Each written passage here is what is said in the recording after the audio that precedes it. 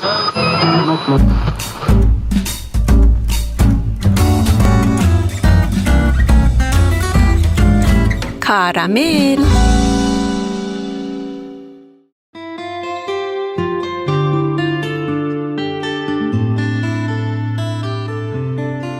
من میخوام با موسیقی شروع کنم. دیلینگ دیلینگ. سلام های شیرین و کاراملی ما رو پذیرا باشین. من چی بگم؟ خلاق باشید. تولد یک برنامه دیگه مبارک. تولد شروع کن روشن.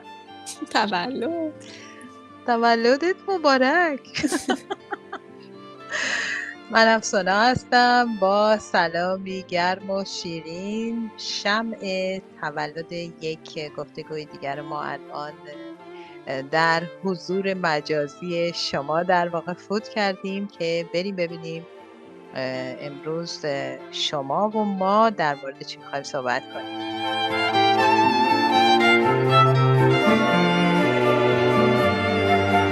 خب من اومدم اولش با یه سلام خلاقانه شروع کنم.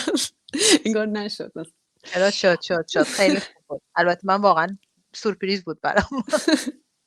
حالا میخوام بگم نداشتم این بود که رفتم سوپر جشن تولد بهترین چیز بود. دوباره بیشتر سلام گفتم هیجانی بود تا خلاقانه به نظرم.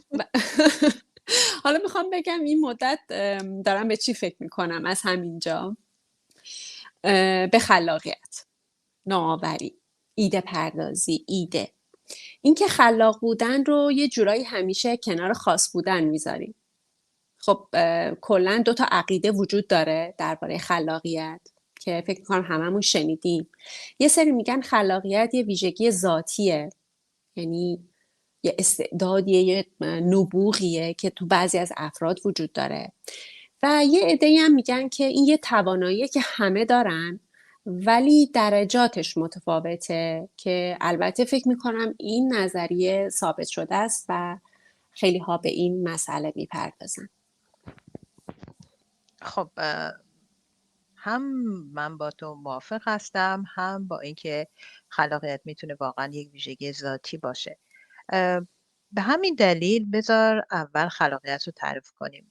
خلاقیت اگر به انگلیسی اون رو بگیم از واژه کریاتیویتی گرفته شده که به معنای خلق کردنه، ولی تعریف‌های خب زیادی هم وجود داره. مثلا اگر اینی که از دیدگاه روانشناختی بهش نگاه کنیم، خلاقیت به معنی پدید آوردن چیزی از یک چیز دیگه به صورت منحصر به فرده، و در واقع ما میتونیم بگیم خلاقیت به معنی کم یا زیاد کردن یک پدیده یا اصلا تغییر شکل دادن به اون پدیده است، یا اینکه اون رو ترکیب بکنیم با چیزهای دیگه.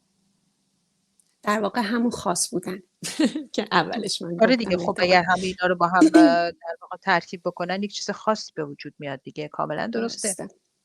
خب تعریف‌های زیادی از خلاقیت وجود داره در طول تاریخ. از مفهوم خلاقیت تعریف‌های زیادی شده دربارش، ولی یه نقطه مشترکی در همه‌شون وجود داره، اینکه خلاقیت تبدیل ایده، تخیل و رویا به واقعیت.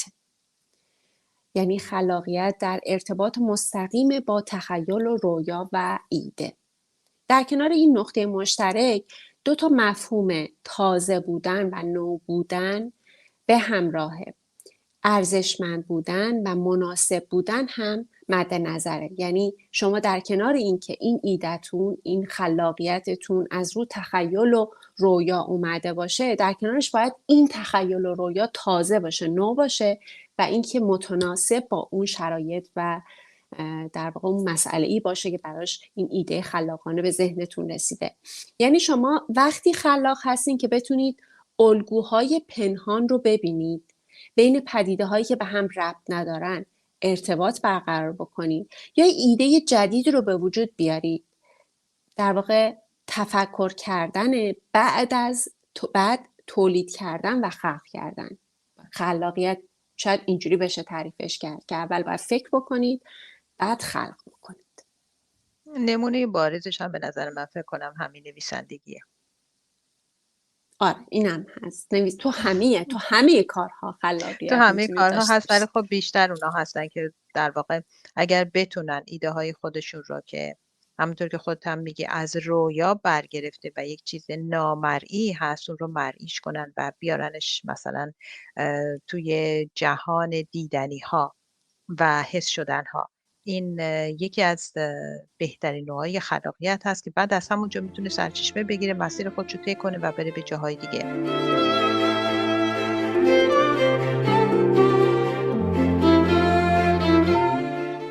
همینطور که روشنم الان گفت و توضیح داد، خلاقیت رو ما میتونیم به صورت دیگه هم تعریف کنیم. تولید ایده ها یا اینکه یافتن راه حل های جدید و راه حل هایی که ما بتونیم با کمک اونها مسائل رو حل کنیم. مثلا وقتی یه مسئله یا مشکلی پیش میاد، برای حل اون ما میتونیم با کمک خلاقیت چند راه حل و ایده رو در واقع پیشنهاد کنیم. این ایده ها میتونن واقعا جدید باشن، یک دیدگاه جدید باشن، یک نظر جدید باشن، تا اینکه بتونیم با انتخاب اونا بالاخره این مسئله و مشکل رو حل کنیم و رفعش کنیم. حل خلاقانه یک مسئله معمولا با حل اون روش معمول و شیوه معمولی که همیشه این مسئله یا مشکل حل می‌شده فرق داره. به همین دلیل افراد خلاق برای حل یک مسئله میگردن دنبال یک ایده‌ای که منحصر به فرد باشه و از راه حل‌های مختلفی برای این مسئله و مشکل استفاده میکنن که ضرر کمتری داشته باشه، از هر نظرش حالا ما بگیم، و مهم. بهتر بتونن و ساده‌تر بتونن و زیباتر حتی بتونن این مسئله رو حل کنن. یعنی به یک راه، به یک روش اکتفا نمی‌کنن، مدام ذهنشون کار میکنه و واریانت های مختلفی رو پیشنهاد میدن برای حل یک مسئله یا یک مشکل حتی. خب افراد خلاق این توانایی رو دارن که مسئله رو از جنبه‌های مختلفش بررسی میکنن و توی مدت زمان خیلی کوتاه میتونن ایده ها و راه حل‌های متفاوت و متعددی رو پیشنهاد بدن که خیلی از اونها میتونن نو و جدید باشن، یعنی تا حالا کسی اونها رو امتحان نکرده و تا حالا اصلا برای حل اون چنین مسئله‌ای به کار برده نشده. و حتی گاهی ممکنه که این ایده ها به نظر بعضی از افراد خیلی غیر منطقی و غیر عملی هم به نظر بیان، اما کاملا افراد درسته. خلاق آره آره. آره چه میگن نمیشه. مخصوصا تو محیط‌های کاری به نظر من، حالا وسط چیزی که میخواستم بگم اینم یادآوری کنم، توی محیط‌های کاری تو سازمان ها معمولا به افراد خلاق خیلی بها داده نمیشه. خیلی کاملا جاها، درسته. نمیگم همه جا، و خیلی جاها بهشون بها داده نمیشه به خاطر اینکه راه حل هایی که مطرح میکنن ممکنه در اون چارچوب ها نباشه، ولی در واقع میترسن. این آره شاید این ترس از افراد خلاق وجود داشته باشه. ولی در واقع این راه حل هایی که افراد خلاق پیشنهاد میدن معمولا بهترین روشه و درستترینه و کوتاهترین راه رسیدن به یک نتیجه است. خب افراد خلاق با نگرش خلاقانه‌ای که نسبت به یک موضوع دارن یه راه حلایی رو ارائه میدن که مؤثرتره و بهتر از روش معمول یک راه حل یک مشکل کار میکنه. فکر میکنم اینجاست که باید بگیم لطفاً به افراد خلاق گوش بدید و روش هاشون رو نترسین جدی ازشون، بگیرید جدی نترسین. بگیرید امین. جدی بگیرید. اینو گفتی منو یاد جورج لوئیس انداختی که تو کتاب تاثیرگذار خودش به نام هنر تبلیغات، جورج لوئیس در ارتباط جمعی نوشته که خلاقیت میتونه تقریبا هر مسئله ای رو حل کنه و یک عمل خلاقانه به کمک ابتکار، اینم مهم این نکته، و نوآوری و حالا اون چیزی که میخوام بگم عادت‌ها رو شکست میده و بر اکثر چیزا میتونه غلبه کنه. خیلی نکته مهمی هستش که آدم بتونه، همین که الان گفتیم برای مثلا توی ادارات بزرگ، شرکت‌های بزرگ یا سازمان‌ها و اینا که زیاد توجه نمی‌کنن به همکاران خلاق خودشون، به خاطر اینکه اینها میترسن از عادت‌هایی که براشون واقعا عادت شده، روش‌ها و شیوه‌های کاری، طرز فکری که براشون عادت شده، خودشونو بکشن کنار میترسن وارد درسته. یک مسیر خلاقانه دیگه‌ای بشن که همونطور که بازم تو بهش توجه کردی ممکنه اصلا خیلی سود بیشتری به عایدشون بکنه، اصلا میتونه خیلی بهتر این کار اونا رو پیش ببره و به دقیقا. همین دلیل باید توجه بشه به ابتکارات خلاقانه‌ای که از طرف مثلا کارمنداشون میشه یا گروه کاری میشه. این نکته خیلی جالبه. خب واقعا به نظرم یه نظر جامع و کاملی بود درباره خلاقیت. اینکه ببخشید، که عمل خلاقانه در واقع با کمک ابتکار و نوآوری یک سری عادات رو میشکونه و باعث غلبه بر چارچوب ها میشه و در واقع با شکستن اون چارچوب ها میتونه یک مسئله رو حل بکنه.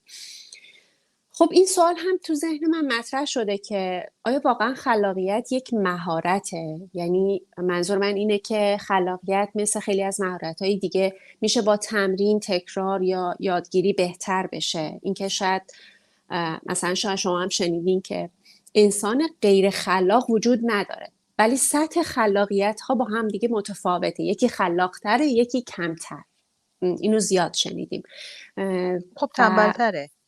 آره شاید اینم هست و اینکه شاید به اصطلاح من نوعی یا هر کسی یا هر فردی نتونم یک فرد خلاق ترین فرد جهان باشم، اما میتونم با تمرین از اون چی که هستم در امروز خلاق تر بشم. این یعنی مهارت، یعنی اینکه خلاقیت یک نوع مهارته که من میتونم با تمرین در خودم اون رو باعث توسعهش بشم، باعث پیشرفتش بشم، این که بتونم خلاقتر باشم از آنچه امروز هستم.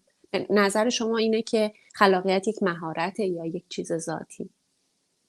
نه، من فکر میکنم که هر دوشه.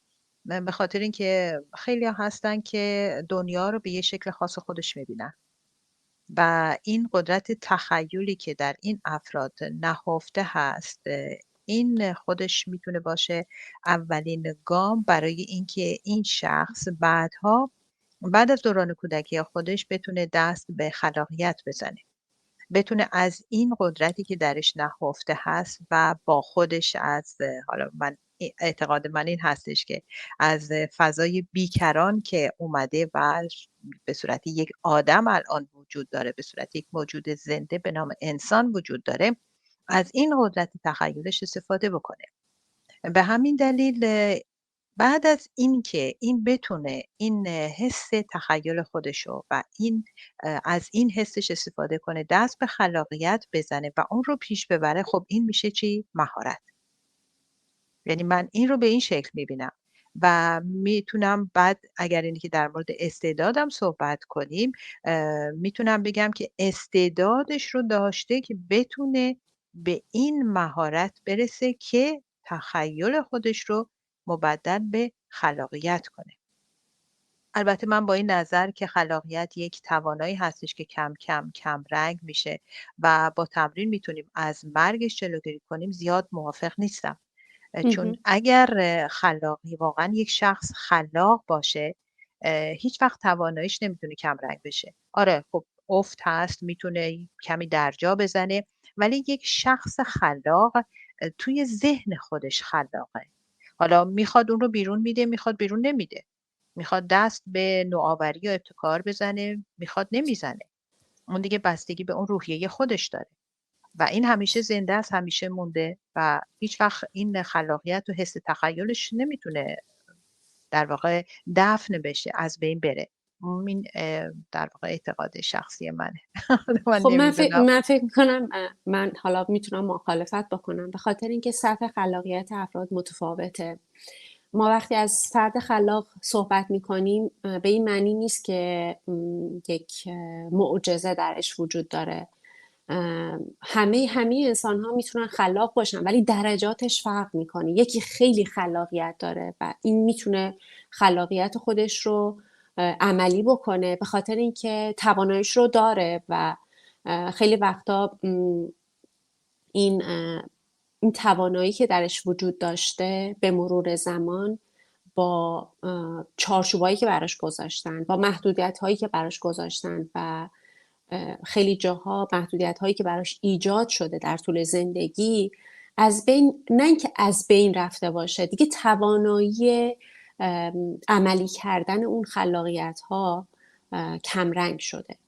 به نه نظر ببین من ه- چنین نه چیزی نه نه هست. یعنی خیلی از افراد هستن، یک نویسنده، تصور بکنید یک کسی که خلاقیت نوشتن داره و مهم. میتونه رویاهاش رو، تخیلش رو رو کاغذ بیاره و بنویسه. چنین فردی رو تصور بکنید که چنین استعدادی رو داره، که چه بسا تو زیاد داشتیم چنین کسانی که چنین استعدادهایی داشتن، اما مهم. مشغله زندگی و اینکه باید صبح تا شب مثلا کارگری بکنه یا خرج زندگی رو باید در بیاره و اونقدری وقت و توان برای عملی کردن اون استعداد و خلاقیتی که داره نداره، و حتی زمانی هم که اون رو ابراز کرده کسی بهش توجهی نشون نداده، به خاطر اینکه خیلی آدم مطرحی نبوده و نشده. این خلاقیت کم اینا کم دوتا از با بین هم فرق میره. داره، اینا دوتا کم با هم کم از فرق بین داره. میره. نه یعنی نه به نظر من محاله. باید زمینه رشد خلاقیت فراهم باشه که اون فرد بتونه شکوفا بشه. اگر نباشه اون خلاقیت کم کم در اون فرد از بین میره. نه پس این یک فرد ضعیفیه. این فرد ضعیفه. این فرد ضعیفه. خلاقیت رو من اصلا، از نظر من خلاقیت و قدرت تخیل هیچ ربطی به مسائل خارج از اون شخص نداره. این شخص یا قدرت تخیل قوی داره یا نداره. حالا از صبح تا شب کار بکنه، همین چیزایی که با خودت گفتی، اصلا ربطی به اون نداره. این یک حس درونیه. یک خب چیزی هستش این که حس در درون درونی شخص باید، هست. تو خب یک میتونی حس اصلا درونی نشونش باید، ندی. خب اینجا این مسئله مطرح میشه که اون فرد خلاقیتش رو به هیچ وجهی نمیتونه بروز بده و هیچ چرا؟ و نه نه نمیتونه به نه عنوان یک فرد خلاق مطرح بشه، به خاطر اینکه اصلا نه. برای چی؟ نتونه ببین خلاقیتش اینجا رو. دو تا موضوع هست. یکی این هستش که این شخص دلش میخواد که این رو خلاقیت، حس خلاقیت اون، نوآوریش، ایده هاش رو به رسمیت بشناسن. من در این مورد اصلا صحبت نمی کنم. من در مورد دومش صحبت می کنم که این شخصی که خلاق هست برای بهتر کردن خودش، بیادت در مورد خودشناسی صحبت کردیم ما در یکی از برنامه هامون، برای بهتر کردن خودش و درک بهتر خودش و برخورد خودش نسبت به محیط پیرامونش، از این قدرت تخیل و خلاقیت خودش، نوآوری، ابتکاراتی که میتونه از این نظر برای خودش ایجاد کنه، بتونه توی زندگی خودش، تو مسیر زندگی خودش بهتر پیش بره. من این رو مطرح میکنم که خلاقیت یک چیزی درونی در هر شخصیه. حالا در میزانش هم کم و زیاد داره و خیلی هستن اصلا قدرت تخیل ندارن، یا خیلی خیلی ضعیفه، یا اصلا بهش میدان نمیدن که این قدرت تخیلشون بتونه بیاد بیرون و خودی نشون بده. منظور من این هست خلاقیت اگر وجود داره هیچ وقت نمیمیره. هیچ وقت نمیمیره. همیشه هست. همیشه هست. خیلی ها بودند، اگر مثلا توی کتاب ها ما نگاه کنیم، نویسنده های خیلی زیادی بودن که تو شرایط فوق العاده بدی زندگی کردن. خیلی. خب این ولی آره چی به نوشتن، توانایی چه اون کار فرد کرد، هم، آره به توانایی اون بستگی فرد داره. هم یعنی بستگی به اون داره. خواست بستگی داره که تو چی میخوای از این قدرتی که بهت دادن. تو چی میخوای از این قدرتی که در درون تو نهفته شده؟ تو چیو میخوای؟ خب نگرش داری حفظش کنی برای خودتو بهتر کنی که بعد بتونی، حالا امسال نه، سال دیگه نه، 10 سال دیگه نه، 15 سال دیگه نه، این رو کنی، وارد میدون عمل بشی، ایده ها و نوآوریات رو بگی. چون مثلا خیلی چیزا هستش که الان اگر اینکه خیلی بهش توجه نکنن، اصلا دست رد بهش بزنن، میبینی بعد از چند سال همه خود اونا میان میگن طرف یه همچین پیشنهادی کرده بود و ما اصلا بهش توجه نکردیم، یه زنگی بهش بزن بیاد. به ولی همین من باز دلیل فکر میکنم که میتونه بمیره خلاقیت در انسان. نمیتونه بمیره. نه من میگم نه.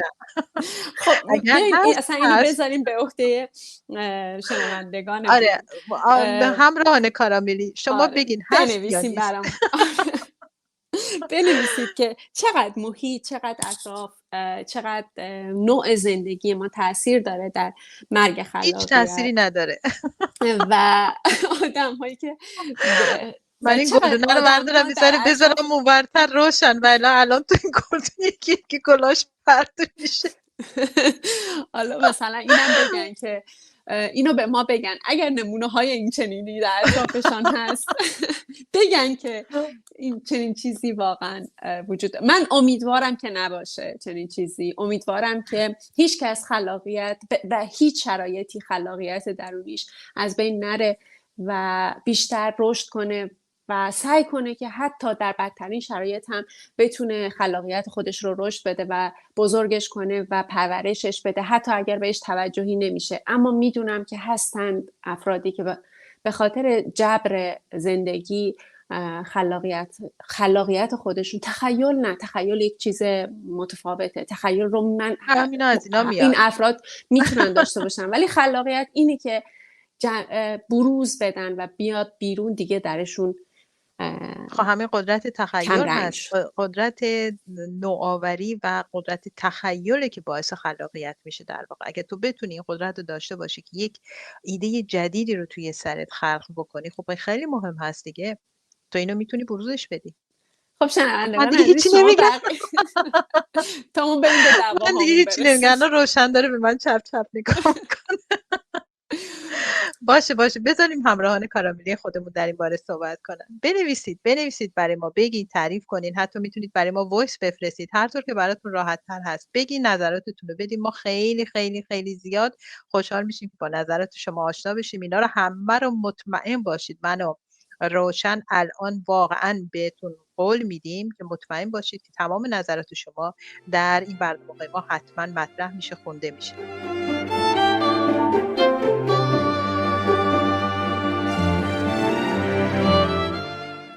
خب بگذاریم کلا نمیگذاریم ادامه بده ببینیم مثلا خلاق بودن چه اهمیتی داره. اینو تو تعریف کن. خلاق بودن و خلاقیت واقعا چه اهمیتی داره؟ اینم یه سوال مهم دیگه است. چرا باید این خصوصیت که در کودکی در ما وجود داشته، از کودکی در ما وجود داشته رو بهش بها بدیم، از مرگش که شما مخالفشین جلوگیری کنیم؟ من نمیذارم بمیره.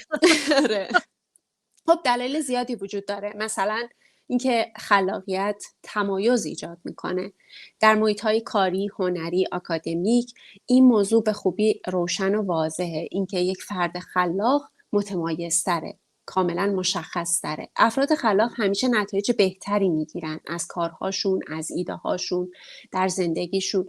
افراد با خلاقیت معمولاً احساس عزت نفس بالاتری هم دارن نسبت به بقیه، چون روی این قدرت خودشون حساب میکنن. من الان روی صحبتم با افراد خلاقیه که به خلاقیت خودشون رو بروز میدن و بهشون در واقع هر جا که هست ایده هاشون رو مطرح میکنن و این ایده ها هم پذیرفته میشه.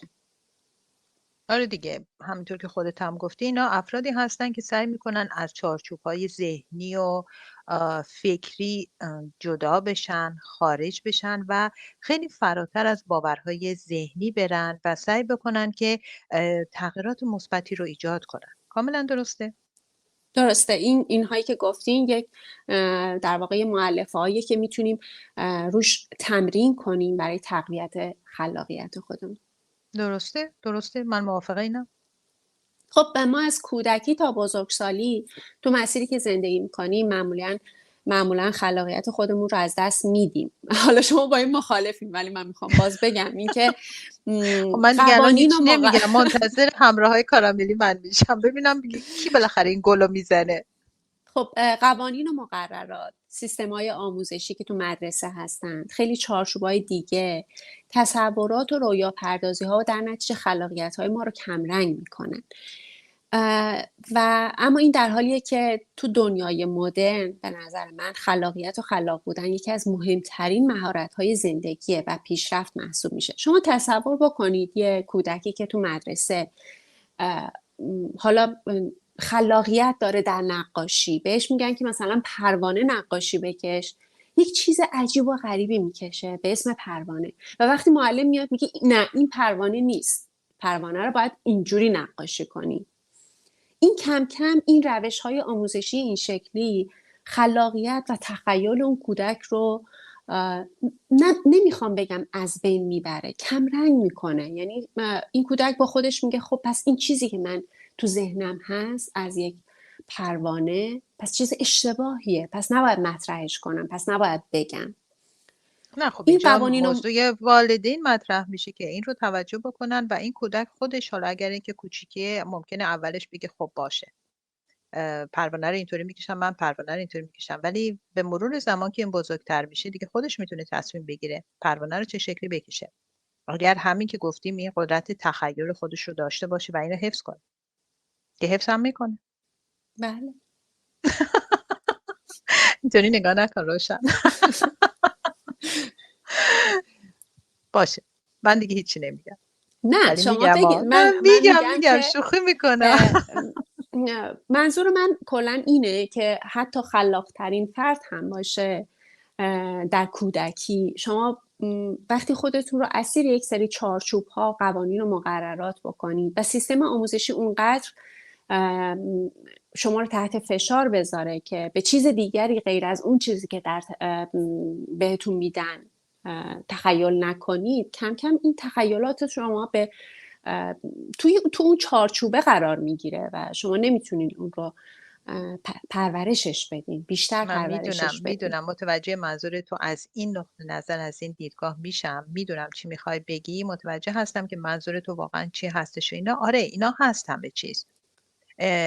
به طور کلی مثلا همین من این نکته رو میگم که تو متوجه بشی که من میفهمم، درک میکنم چی میخوای بگی. مثلا همین لباس پوشیدن، مثلا تو دلت میخواد که چند تا رنگی رو که بر فرض مثال به هم نمیخوره رو با هم قاطی کنی بپوشی از خونه بری بیرون، درسته؟ یا میخوای مثلا بلیز این رنگی باشه، دامن دون رنگی باشه، لباس دون رنگی باشه، یه چیز خیلی در واقع حالا شاد باشه، هر طوری که باشه، ولی توی اون همونطور که تو خودت داری میگی چارچوب قوانینی که هست تو نباید اینطور بیای بیرون. یعنی تو بایستی که مثلا طرز لباس پوشیدن طوری باشه که تو اون چارچوب قرار بگیره و بیای بیرون. این نکته که هست خب درسته، تو مجبور میشی همونطور که در اون چارچوب هست این لباس رو تو بپوشی بیای بیرون، ولی این دلیل نمیشه که تو توی خونه خودت اینطور لباس نپوشی. متوجه منظور من هستی؟ من میفهمم، درک میکنم، میدونم تو از چه جنبه قضیه این صحبت رو داری میکنی و کاملا درسته، من اینو هم قبول دارم، ولی نظر من این هستش که تو اگر اینی که به طور کلی در یک جامعه چارچوب‌هایی برای افرادی که زندگی میکنن توی اون چارچوب‌ها گذاشته میشه، توی کل دنیا رو دارم میگم، تو هر کشوری بالاخره یه قانونی داره، هر جای یک مسئله هست اینطور حرف نزن، اونطور حرف بزن، این لباس بپوش، اون لباس نپوش، نمیدونم نوشابت اینطوری بخور، اونطوری نخور، 1100 میلیون دلیل و دلایل مختلف برای اون چیزهایی که قوانینی که توی اون جوامع مطرح شده وجود داره. ولی وقتی که آدم خودش برمیگرده میره تو خونه خودش، یعنی توی اون 4 دیواری خودش که میره، میتونه هر کاری دلش میخواد اونطور که خودش دلش میخواد اونطور خودش رو با خودش آشنا کنه. منظور من این هست. به همین دلیل دارم میگم مثلا همین کودکی که توی مدرسه درس میخونه، محصلی که توی مدرسه درس میخونه، این مطمئن باش وقتی میاد خونه نقاشی پروانه رو میکشه، ولی توی دفتر نقاشیش اون ورق دومیش اون نقاشی رو که خودش دلش میخواد که همونطور که خودت هم گفتی اونم میکشه، پروانه رو میکشه اونطور که خانم معلمه گفته، اون یکی هم اون زیر میکشه. تا حالا مثلا صدها بار شاید خودت دیدی تو فیلم های مختلف ما دیدیم که میرن دفتر نقاشی مثلا بچه ها رو برمیدارن ورق میزنن میرن اوهو اینا چه نقاشی های چه چیزهایی هست. بعضی مثلا خانواده ها دیدی تو کشورهای غربی معمولا ناراحت میشن میرن روانشناس که نگاه کنه بخونه اینو تفسیرش کنه. مثلا یکی میگه مثلا این بچه شما اوه خیلی خلاقه اینو ببرین بدین نقاشی، و یکی میگه این در موسیقی خیلی چیز میشه ببرین بدینش کلاس موسیقی. منظور من این نقطه نظر هست، داره درسته، کاملا درسته، بله این چیزی که تو میگی کاملا واقعیت داره، حقیقت داره. این باعث یه کمی میشه مثلا جمله رو عوض کنیم، اون فعل عوض کنیم، یه کمی ممکنه باعث خفه شدن بشه. یعنی مثل پلو که درست میکنیم میخوایم دم بکشه دم کنی سرش میذاریم نمیذاریم بخارش بیاد بیرون، یه همچین حالتی. بله. چارچوبایی که تو گفتی میتونه مثل دمکنی روی دیگ پلو باشه. در ولی به سر محض دیگو باید برداریم. آفرین، ولی همین که دم کنی رو برداری چی میشه؟ بو بخارش و میاد بیرون. عطر و خوشبوی پلو تمام بخش. بخارش پخش میشه.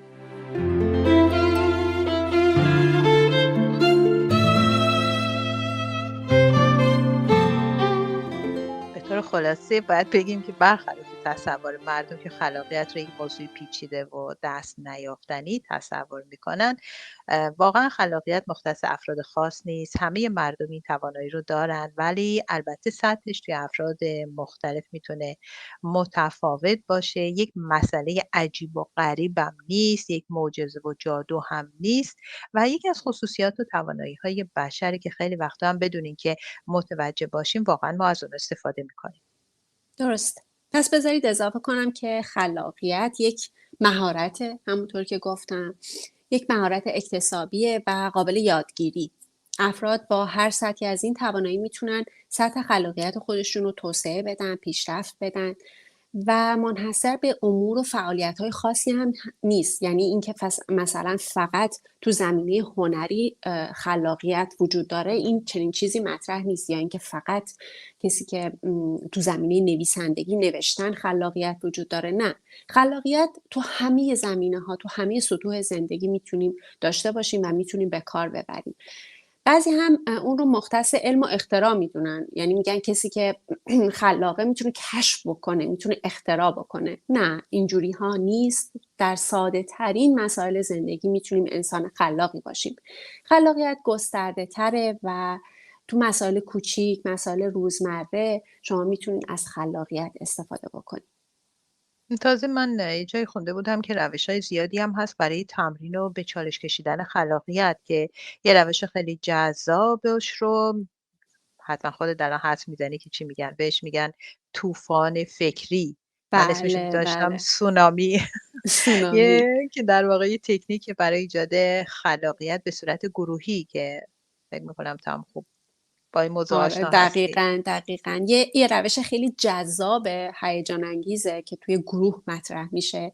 تو این تکنیک یه مسئله برای یه گروه کوچیکی مطرح میشه و ازشون میخوان که فی‌البداهه و سریع، خیلی سریع به اون واکنش نشون بدن و براش یه پاسخی پیدا بکنن. پاسخ‌ها رو میتونن روی تابلو بنویسن طوری که همه اعضای جلسه میتونن اونها رو ببینن. این کار باعث میشه که ذهن اعضای اون گروه سریع فعالیت کنه و حتی یک جرقه تو ذهن یکی میتونه مثلا باعث بشه که این جرقه تاثیر بذاره رو ذهن یکی دیگه. مثلا یک کلمه یکی میگه که نفر بعدی اون کلمه رو تکمیل میکنه و سریع یک چیز دیگر رو میگه. خیلی روش جذاب و هیجان انگیزیه. من یادم یکی از دوستام تعریف میکرد که توی کارخونه‌ای کار میکرد و قرار بود که اسم این کارخونه رو کلاً تغییر بدن. حالا خیلی جالب این بود که رئیس کارخونه خیلی فکر میکنه راجع به اینکه اسم این کارخونه رو چجوری تغییر، مثلا یه اسمی داشته باشه که مثلا همه دوست داشته باشن، به گوش آشنا مثلا بشه تلفظش کرد، همه بتونن راحت تلفظش بکنن. حالا مثل اینکه ماها فکر کرده بوده و خیلی به هیچ نتیجه‌ای نرسیده بوده. احتمالا آدم خلاقی هم نبوده شاید. فکر میکن عادت نداشته باشه. آره. یکی براش مطرح میکنه که بیاین این روش رو، حالت طوفان فکری رو، به قول شما سونامی رو اجرا کنیم که یک اسمی پیدا کنیم. اول خب رئیس کارخونه یه مخالفت میکنه، بعد به این نتیجه میرسه که نتون فرصت کوتاهی که دارن باید این کار رو انجام بدن، غیر این نمیتونن. باید توی فرصت کوتاهی باید اسم کارخونه عوض میشد. در عرض مثلا یک هفته اینا تصمیم میگیرن که همه کارکنای کارخونه رو جمع میکنن و میشینن توی یک سالن بزرگی. بهشون میگن که دونه دونه هر اسمی به ذهنش میاد، حالا با یک احتمالاً یک تصوری بهشون میدن، یک چیزی رو مطرح میکنن، میگن حالا هر اسمی که به نظرتون میاد و بگین که ما بنویسیم روی تابلو. و خیلی جالبه که یک کارگر ساده یک اسمی مطرح میکنه و اسم اون کارخونه اصلا میشه همون اسم. و خیلی جالب بود که مثلا یک کارگری بوده که تازه مثلا 1 ماه اومده بوده سر کار، یه اسمی رو مطرح میکنه که اصلا مورد موافقت همه میشه و اصلا اون اسم میشه اسم کارخونه. این میگن روش طوفان فکری. واقعا همین روش تحرک مغزی دیگه که افزایش قدرت خلاقیت در گروهه. معمولا افراد در حالت گروهی بیش از حالت انفرادی یا تک تکی اگر بخوان بکنن که میتونن قدرت تصور در واقع خلاق خودشون رو آشکار کنن. بعد یه نکته دیگر هم که جالب هست این هستش که رقابت هم یک دلیل دیگه اثر بخشی این روشه. بعد اگر اینی که انتقاد نکنن از اون کسایی که مثلا در این مسیر حرکت میکنن، ارزیابی های سریع همیشه باعث این میشه که مثلا اعضای یک گروه یا یک جلسه یا یک شرکت بتونن خیلی راحت و به قول معروف با فراغت خاطر نظر خودشون رو بیان کنن و توی اون محیط یک فضای مناسبی برای خلاقیت ایجاد بشه.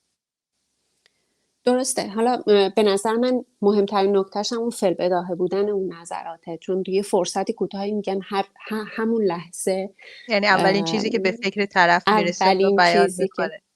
آره، چون همیشه وقتی که فکر میکنید شاید طولانی فکر میکنید، شاید مثلا چیزهای دیگه به ذهنتون برسه، ولی اون فی‌البداهه همیشه درخشان ترینه به نظرم.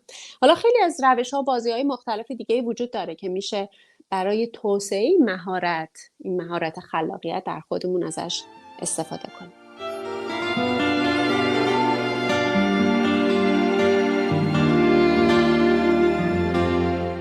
خب بذارید صحبت خودمون رو با یه سخن جالب از استیو جابز که فکر میکنم همه میشناسن درباره خلاقیت به پایان ببریم.